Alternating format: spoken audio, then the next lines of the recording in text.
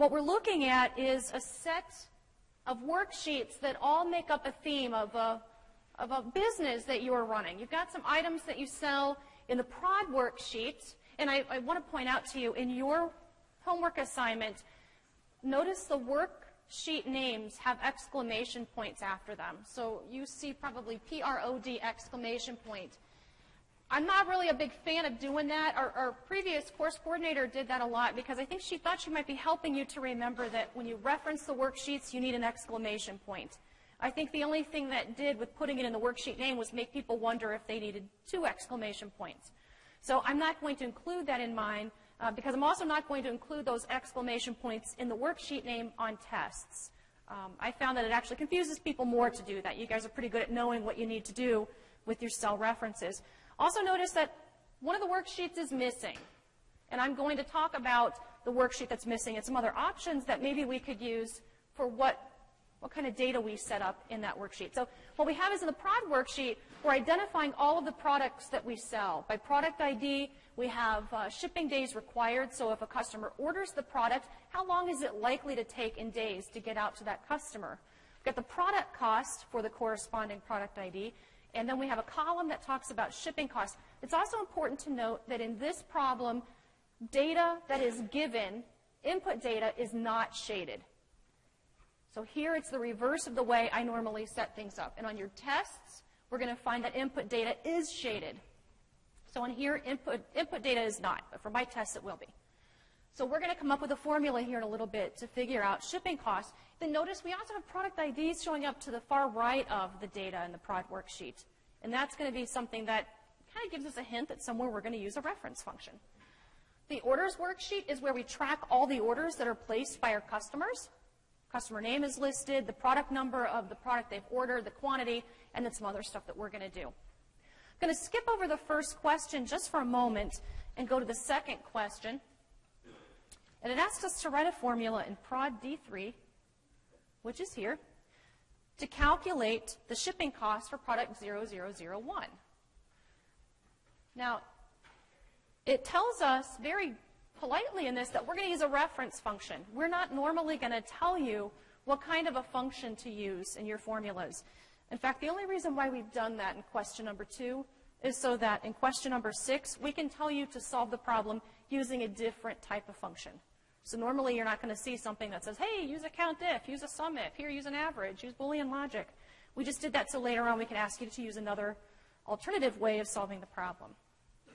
So this is something that, based on what you see in your ship worksheet, the worksheet that I have not included, it gives you a breakdown of how you would go about figuring out what the shipping costs are for any of these products, and it's based on the product cost.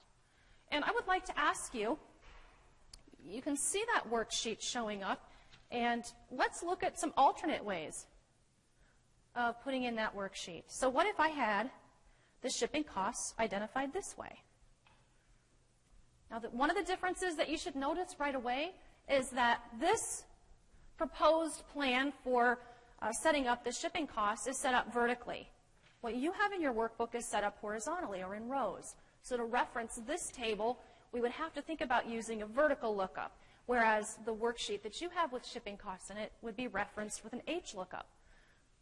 Is that the only difference? Could we use this worksheet in order to use a reference function to determine the shipping costs? What do you think? Which has to be from least to greatest? Yeah, the product costs. One of the things that you should notice is that for you to calculate the shipping costs, it's based on product costs, and the product can cost anything. But we have these cutoffs set up that give us kind of thresholds for a change in product costs that would facilitate a change in shipping costs. Those cutoffs for the product costs have to be in ascending order for that type of a lookup, for a true type lookup. This is not going to work because product costs are not in ascending order. So this table could work, a vertically arranged table, but it's not going to work because of the fact that product costs are not in ascending order. So what about this setup for shipping costs? This is set up horizontally, so again, we'd use an HLOOKUP to reference this. Can we do this? And I'm looking, I see that product costs are in ascending order. So that problem has been solved. Can we use this table? What do you think? Yeah, back here.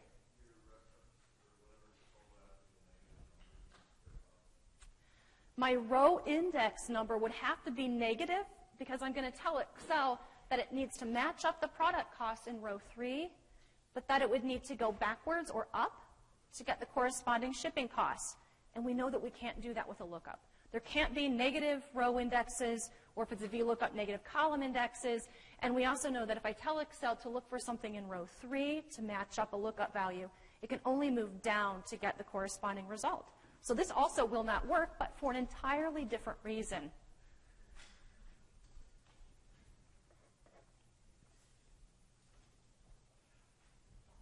What about this lookup table?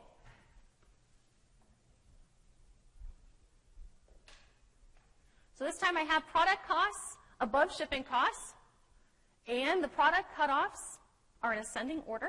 Will this work? What happens if a product costs less than $10?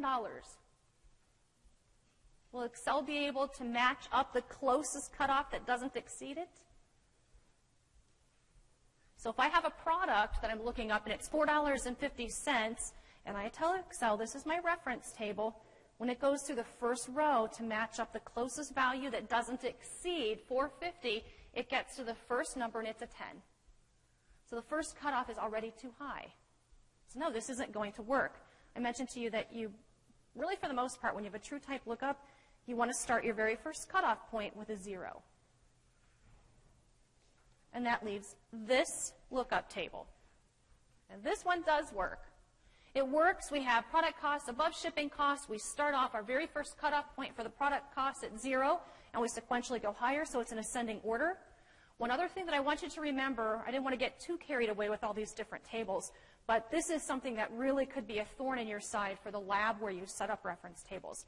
If you get really wordy with the cutoff points for the product cost, so let's say you really have a hard time believing that Excel is going to be able to understand what this whole thing means, and you write, for cell B2, you write equals 0, EQUALS space 0. And you start putting words in there to help Excel out so it understands. It doesn't help Excel. It actually renders your table pretty worthless. So it's just the cutoff points, because eventually you're going to be creating the reference tables and the lookups to reference them. It's important that you know these things. So for this formula, so let's kind of bring this table into view, put it with the rest of our stuff, because now we need it.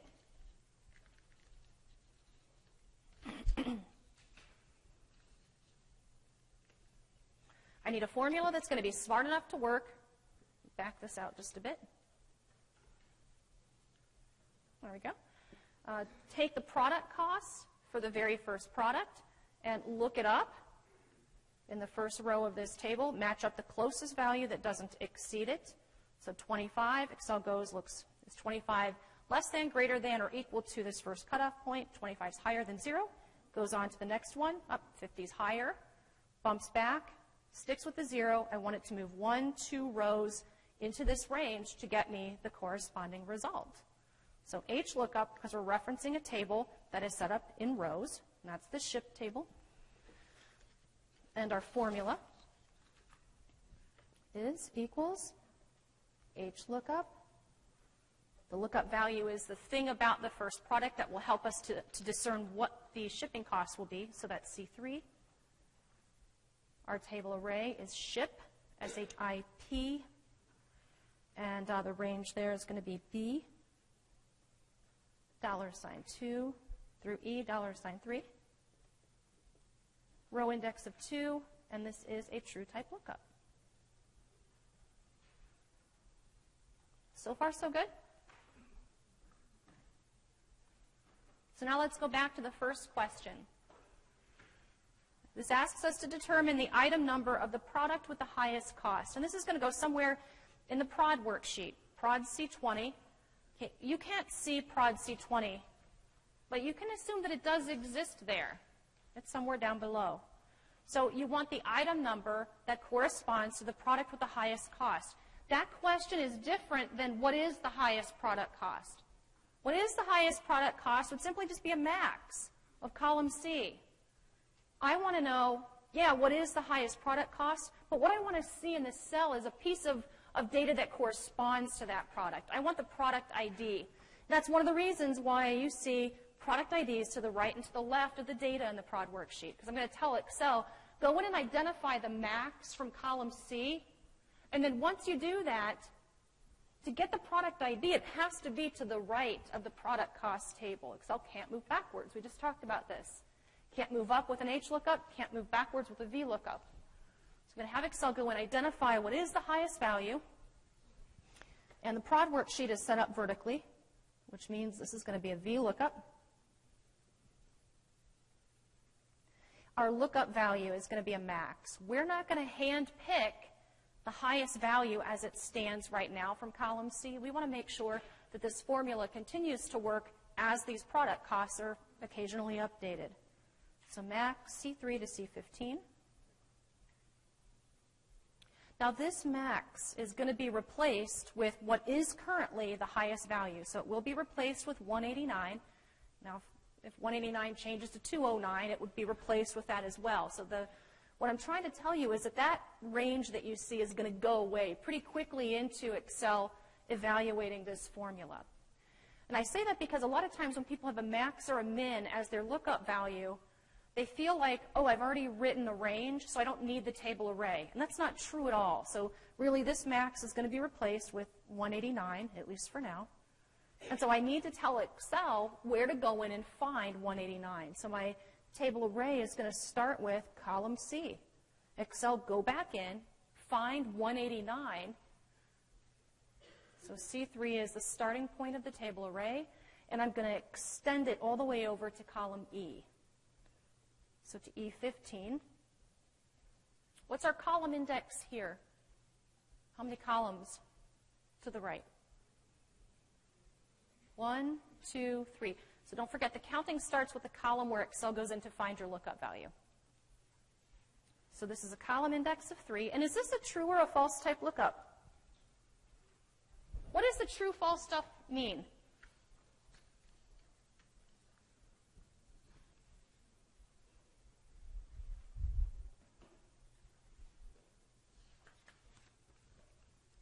Oh, yes.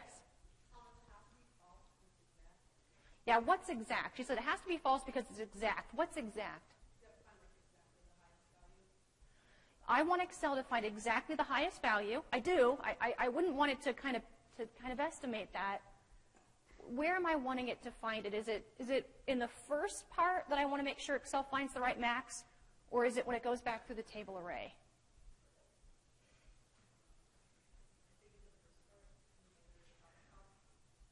No, you're.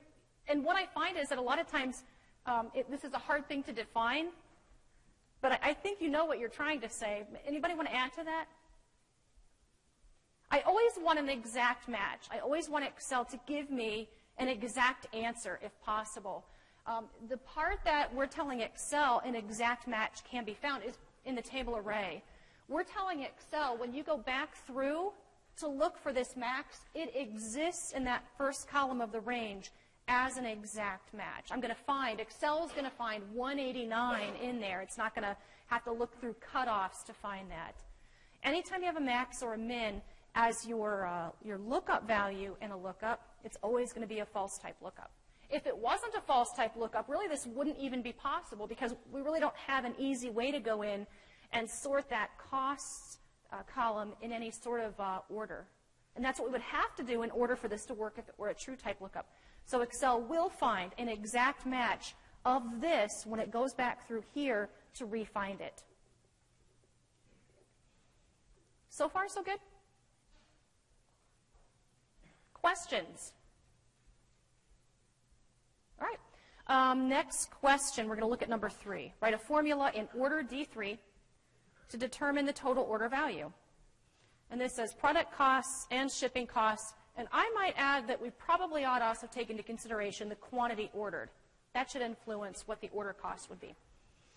And I'd like to ask you, what do you think about this formula? Equals C3 times prod C7 plus prod D7. What do you think of that? C3, the quantity, times prod C7 plus prod D7, because you have to pay shipping and product costs for the entire quantity that you buy, right? As you look at this question, some red flags should pop up. All right, first of all, the other questions were worth 1 point. And for some oddball reason, this one's worth 2 points. And in addition to that, we gave you 2 lines to answer it. Now, sometimes we just give you lots of lines because some people write really big. Who knows? But taking into consideration these several factors, you want to be looking at this thinking it can't be that simple. Why would we make that double the points of the 2 questions before this? Now, in real life, you're working on problems for work. You don't get point values. So you can't really use those to help yourself. But you have those in this class, so use them. So why is this not going to work? Yeah, what do you think? It won't copy down. Why not? I mean, I could copy it down.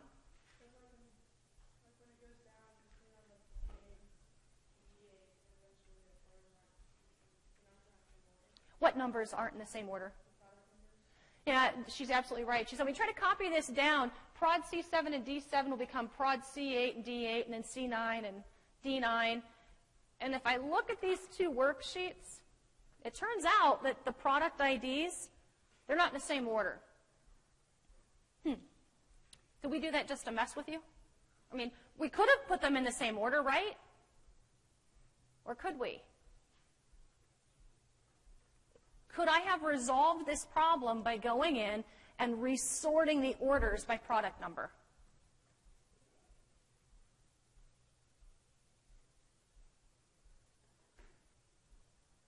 I see some people saying yes. What about the people who think no?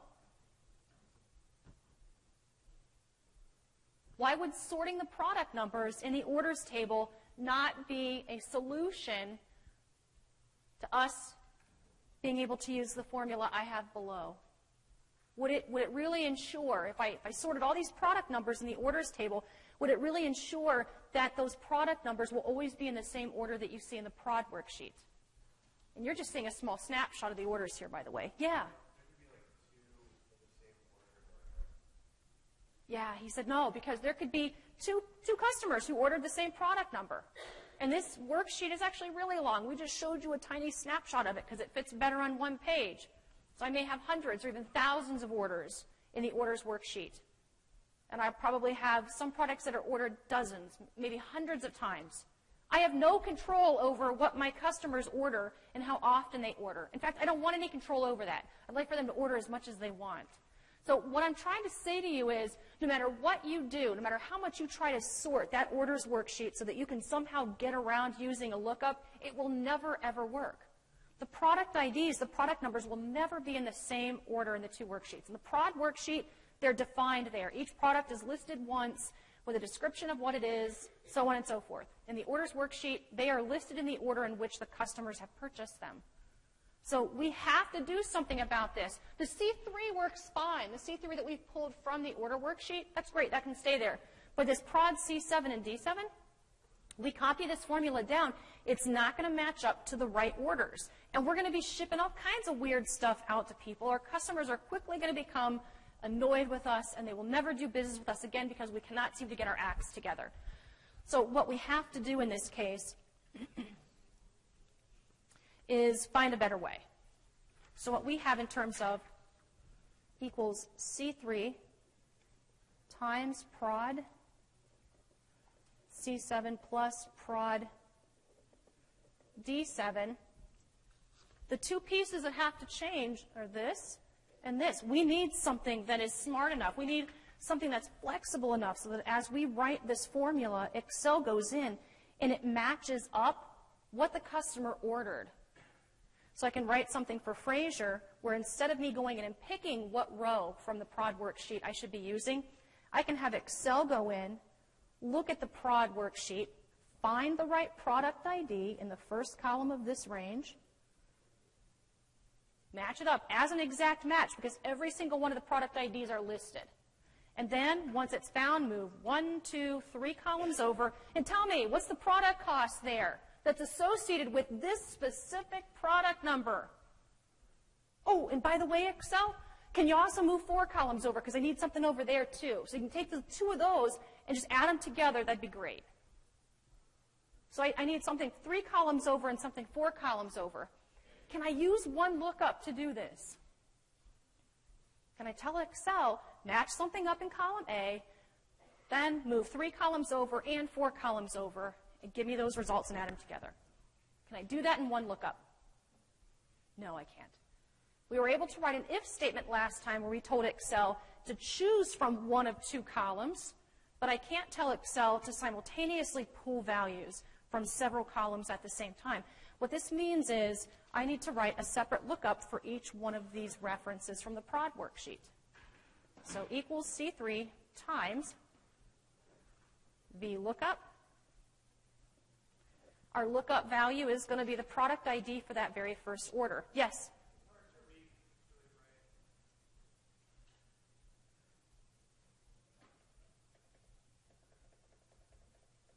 How's that? Is that better? What? Not that? How about that? Is that good? There you go. See, it's all you have to do is say something, and then I'll fix it if I can. Thank you for letting me know. I've had some people come up after class, not in this class, more so in the morning class, and just say, I couldn't read that the whole time. It's like, I can't do anything about it now. All right. So our lookup value is going to be V3. From the orders worksheet, our table array is going to be prod A $3 to C $15. Our column index, 1, 2, 3.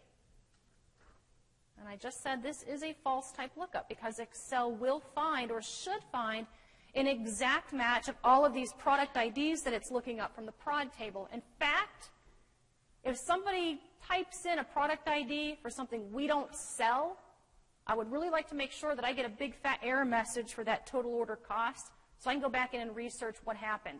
Call or email that customer and say, what did you really mean to order? Plus a VLOOKUP. Once we get the first VLOOKUP in there, the second one's pretty easy. All right, match up, again, that order, or that product number. I'm going to look this up in prod A $3 to D $15. This time we're going to move 4 columns over, and this is a false type lookup.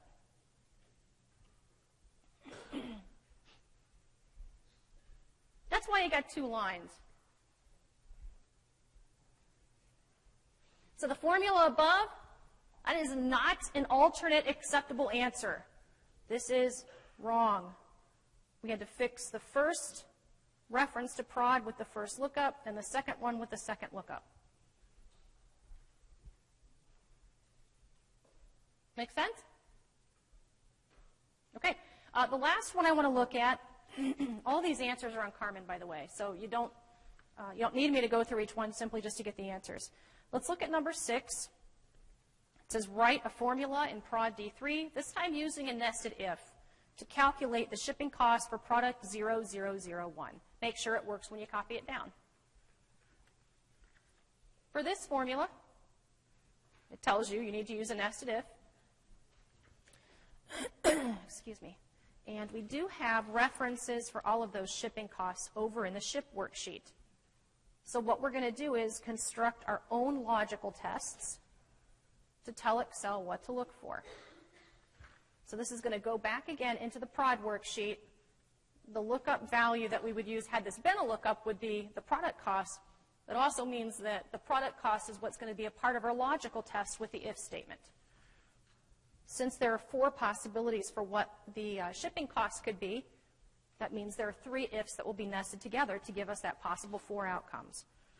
So if C3 is greater than or equal to ship E $2, then the outcome will be ship $3. If that's not the case, well, then let's have Excel check something else out. So I'm sequentially going in and making sure that these logical tests don't capture too much at one time. I said, check to see if it's greater than or equal to 100. If I said, is it greater than or equal to 0 as my first logical test, well, that's just not going to work because every single one of the possible product costs will be greater than 0. Every single product cost that's looked up will fall into that very first logical test.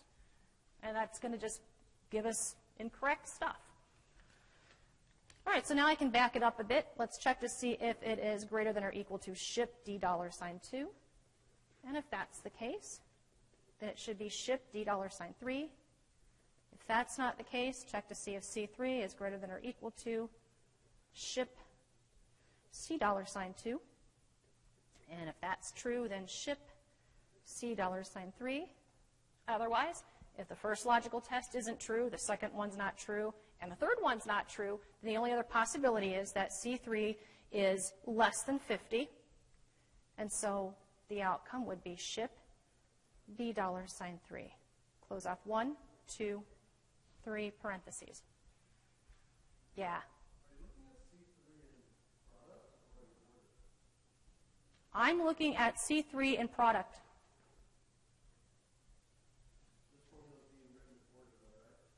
No, no. This is number 6, and this is an alternate formula for the shipping cost. No, I skipped down to 6. I said I'm not going to go through all of them because, well, frankly, we've got other functions to cover, but also these answers are all on Carmen. This is one way to do this. The other way that you could write this, you could check to see if C3 is less than, let's see, ship $2. And if that's true, then the outcome would be ship $3. So you can start with comparing your product cost to the highest cutoff point from the ship worksheet and then sequentially work your way to the lowest cutoff point. Or you can start with the lowest cutoff point and work your way up. It really doesn't matter, as long as you're not doing too much with your logical tests. I'm not going to continue on with that because you get the idea. This is how you would continue with that. You're just going in the opposite direction. Questions?